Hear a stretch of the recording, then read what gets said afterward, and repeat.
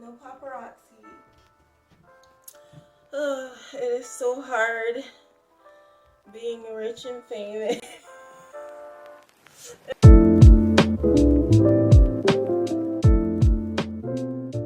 It's so hard being rich and famous, having everyone race after you.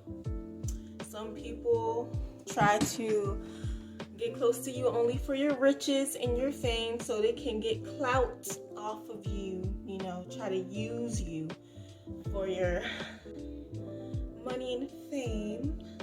Okay, come here.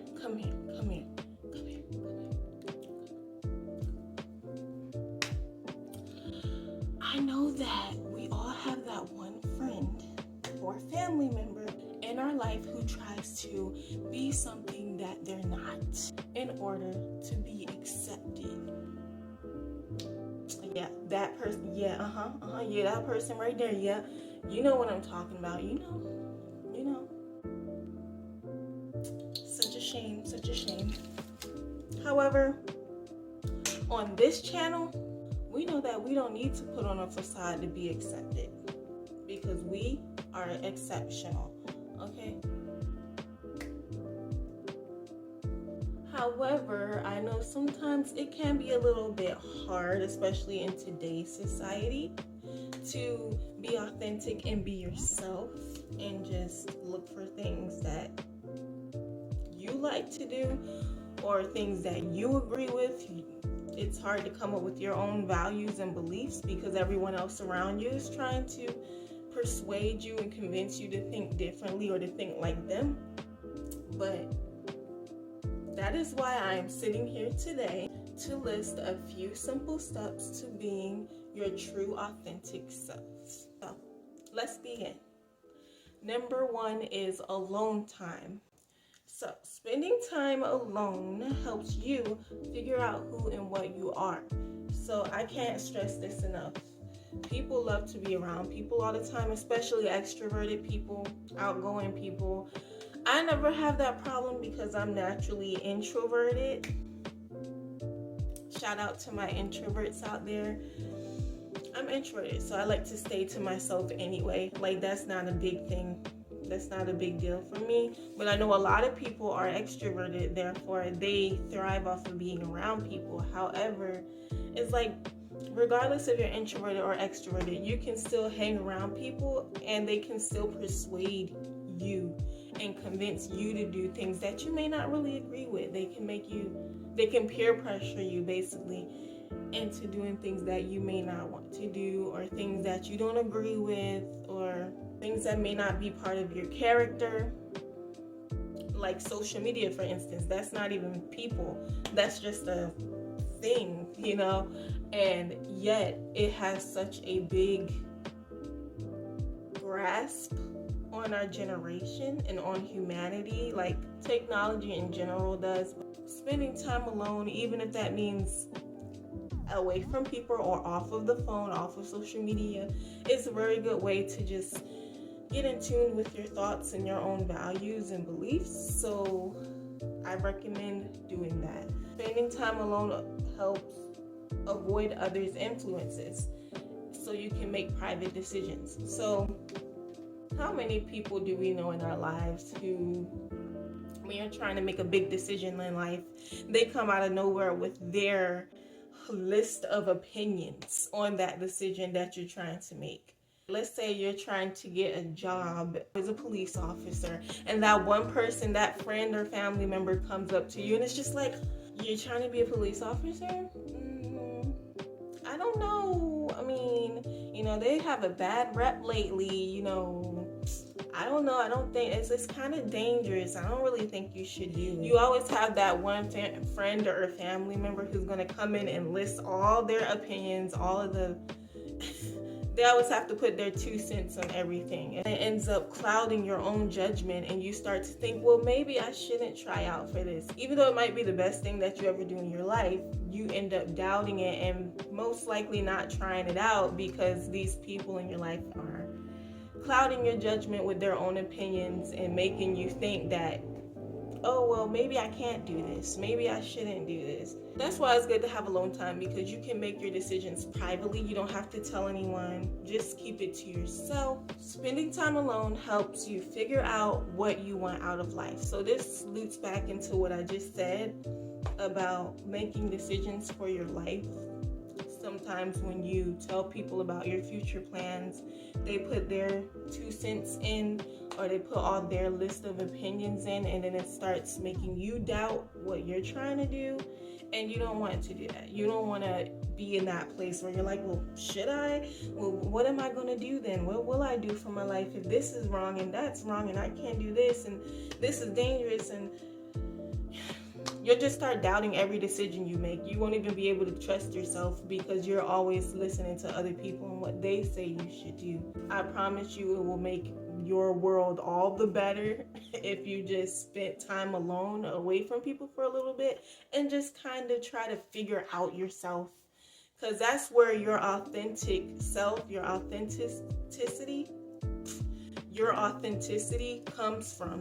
That's the foundation you have to build in order to be authentic, is to know what you want. Or else, how are you going to be authentic? How are you going to be truly yourself if you don't even know what yourself is and what you want? Like, if there's no foundation there to begin with, you won't be able to build on that, if that makes any sense. Number 2, stop people pleasing.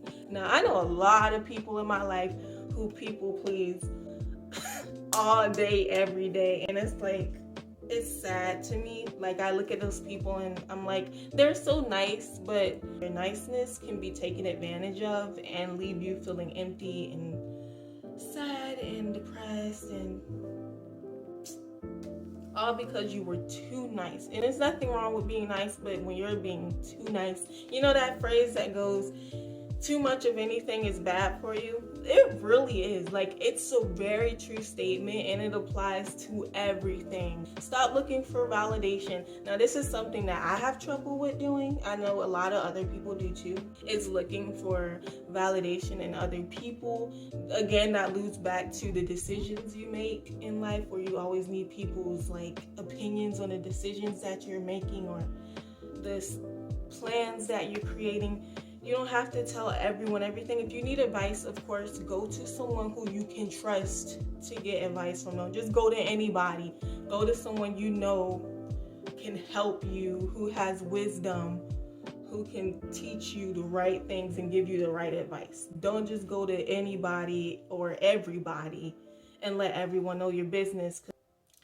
I also heard someone before say that when you're looking for validation, it's because you don't trust yourself. And I started to see that more and more, especially in my own situations. Just like, yeah, it's because I don't trust myself to go through with it myself. Like, I'm like, well, am I making the wrong choice? Am I making a bad choice? Maybe I should ask so-and-so. Maybe I should ask them. Maybe I should go ask this and that. Like, no, you don't have to keep asking people for stuff, because usually sometimes they will end up giving you the wrong advice. Stop comparing yourself to others. That is another way to stop people pleasing, is comparing yourself. When you compare yourself to others, you try and want to be them. And another thing that I used to do, I don't do it anymore. I've stopped that really quickly. I remember in school, I was already very smart and intelligent, but there was people in class who got all A's, just all A's, straight A's. They were like the perfect student, and I was like, I want to be like them. And I kept comparing myself to them. I'm like, man, why can't I get the grades they got? Why can't I be like the perfect student? And that. Like, I would just literally beat myself up over it. And I was an honor roll student. Like, I got all good grades, but these people got like valedictorian, straight A's, 4.0 GPA. Like, I was like, I want to be like them. It was so stupid, because in the end, I graduated with honors anyway. Like, I was very close to a 4.0, and that was fine. Like, once I got to that point and I went through high school and had all these hardships and stuff, I was like, I don't care. I'm just glad that I'm graduating. I believe that wholeheartedly. If you keep comparing yourself to people, you're not going to get anywhere in life, because you're literally trying to compare yourself to somebody else's experiences in life when you're not that person. You're yourself. So make your own experiences. Set up your own life. Set your boundaries. When it comes to people pleasing, Those kind of people do not set their boundaries. That's why they always end up in these sticky situations where they're like, well, what do? I want to make you happy, but I want to be happy, but everyone is depending on me and I'm stressed, and it's because they don't set their boundaries. It's okay to say no sometimes when you don't want to do something. If you're truly uncomfortable with doing something, say no. And that's something that I have trouble with in this society as a whole. We need to normalize saying no. It's like no is like a bad word for some reason, especially nowadays. It's like saying no is so looked down upon. It's like some people are just actually uncomfortable and don't want to do something. I saw a post online that said we should normalize saying I just don't feel like it or something like that. I'll show it up here if I find it. But I'm like, I totally agree and like the post, because we need to normalize saying like, no, I'm not feeling up to it today, or no, I have something to do. It should not be a whole argument or act of Congress around the fact that you said no. No means no. Like, number 3, increase your self-esteem. So I know self-esteem is an issue for a lot of people, especially if you have like mental issues that you deal with. It can be very hard. And I know from personal experience, it can be really hard to keep your self-esteem up here. Like, usually my self-esteem is about like right here, but sometimes it could go a little here. But I try to keep it up here for the most part. I try to always keep it up, because I know how I am as a person. I know I'm smart. I know I'm pretty. I know, like, I already know these things. So I don't need other people outside to tell me that. Like, I don't need validation on me as a person and my looks and all that. Like, I'm pretty good in that area, but I know a lot of people aren't. A lot of people need validation. They want to feel pretty because they don't feel pretty, or they feel like a failure. Like, and I completely understand that. But here's some ways that I recommend increasing your self-esteem. Go do whatever you desire to do. So that could be trying out for a new career or a different job. You don't like the job you're in, so you want to go to a different one. Do it. If you want to travel, if you want to move to a different country, go do it. I guarantee you, if you do that thing that you thought you would never do, it will raise your confidence a great load. Face your struggles. That is always a good one to do. Facing your struggles. Like, if you're scared of speaking on stage, go to some public speaking courses and start speaking in front of classes or something. Start small and go up. And I guarantee you, those insecurities will go and you'll be very confident. You scared of heights, go ride some roller coasters. Do something that causes you to face your struggles, and your confidence will boost. And forget what others think. Why? Because it's your life. At the end of the day, this is your life. You only have one. So live it for yourself, not for others. If you truly aren't happy where you are at the moment, fix your life up, do what you need to do so you can do what you want to do. And then your self-esteem will rise, because who wouldn't? Number 4, trust yourself. Trusting yourself consists of not seeking approval from others. Like I said again, looking for validation from everybody to try and make decisions in your life. Like, if you trust yourself, you know that you wouldn't need to do that. You won't have to keep running to other people to get their opinions or their answers on things. You'll just be able to do it yourself like a grown adult and just do what you need to do. Make risky moves. So some people may not agree with that, but when you trust yourself enough, which if you believe yourself to get to that point where you can trust yourself to make risky moves and do it, that's something that entrepreneurs do all the time. Because I am an upcoming entrepreneur, and I'm going to have to make risky moves in life. So I'm going to have to trust myself. Am I not? Same with anybody else who wants to go into that kind of career. Like, you're going to have to trust yourself, because you're going to be making risky moves a lot. So you're going to have to build some kind of trust in your own self and your ability to make the right decisions, or else why are you even in this field? Like, you might as well just go work a regular job or something, because don't be afraid to succeed and own your life. Now, this is another thing that I used to struggle with, is like, what will happen if, I guess, you know how they say you're not afraid of failing, you're afraid of succeeding. I used to be that person. It's like, what the heck? That don't make any sense. You're just afraid of failing because you're afraid of failing. Like, how can you be afraid of succeeding? Like, that doesn't make sense. But over the years, I started realizing what that phrase meant more and more. When you start succeeding, you're going to have to, again, make risky moves. You're going to be making big decisions and where your life should go, how to finance different things, decisions to make for like your business or whatever you're doing in your life, whatever career you're doing. You're going to have to really know what you're doing and make the right choice. And owning your life. You know, all our lives have been owned by our parents or our family members or our guardians. They've always told us everything we needed to know, everything we needed to hear, everything we needed to do. We always look to them. And that's why when we grow up, we're always looking for validation, because that's all we know is validation from our parents, our family members. Yeah, you did this good. You did good.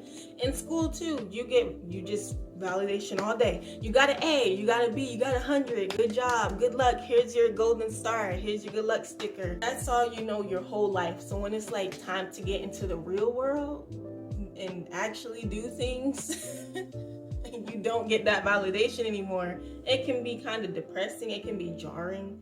Like, whoa, hold up now. Y'all expect me to do all this work and not give me anything for it?